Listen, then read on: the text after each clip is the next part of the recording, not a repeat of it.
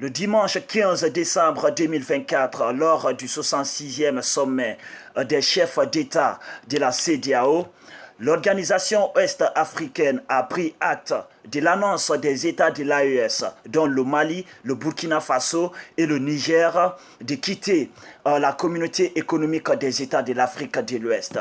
Par conséquent, dès janvier prochain, ces trois États cesseront d'être membres de la CEDEAO. Mais ce qui est plus important, ce qui est plus impressionnant dans tous ces retraits, c'est que ces trois États ont décidé de maintenir leur espace ouvert à tous les États de la CEDEAO. Oui, les États de l'AES ont jugé nécessaire de maintenir leur espace ouvert à tous les États membres de la CEDEAO. Et par conséquent, la coopération pourra continuer entre États, mais ça ne sera plus dans l'esprit de la CEDEAO. Les gars, je vous dis, la CEDEAO tend à sa fin.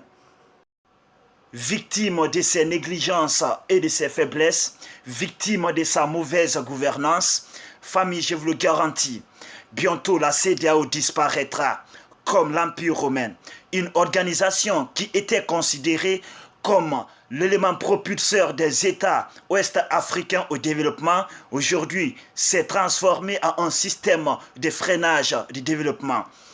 Alors, nous remarquons de nos jours aucun effet de développement de la CEDEAO sur nos États.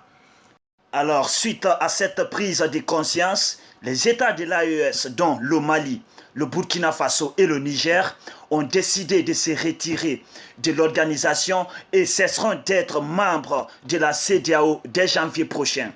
Et à ce niveau, la question qu'on va se poser, c'est quel sera le prochain pays à se retirer de la CEDEAO?